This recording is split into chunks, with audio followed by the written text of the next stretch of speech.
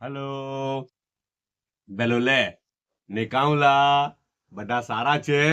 સબ ઠીક ઠાક? કાલે કલાકંદ મીઠાઈ હતી ને તો છે ને મને તો કલાકંદની હિસ્ટ્રી ખબર નથી યાર કે ઓરિજિન કાની છે. બરાબર. તો કે નઈમ કે એવું નામ છે. કદાચ હું મેન્શન કરી દેવા એમને ઇન્સ્ટા પર.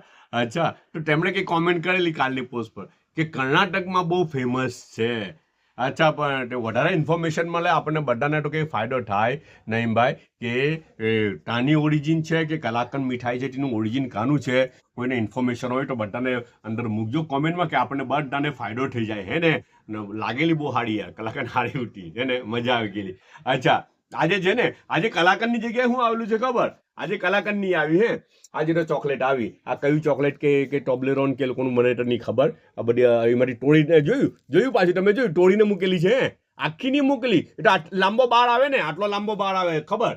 લાંબો બાર હોય તો તેમાંથી તોડીને ખાલી એમ 2 પીસ મૂકેલા, 2 મૂકેલા છે અંદર. સમજ પડી ને, 2 બાઈટ મૂકેલા છે. ચાલો હવે ચાલી જાય ને કામ તો હે ને. અચ્છા, નાસ્તામાં શું છે ખબર? નાસ્તામાં છે ને એ લોકો કામમાં છે, આજે બહુ જ કામમાં છે. તો શું કરેલું છે ખબર?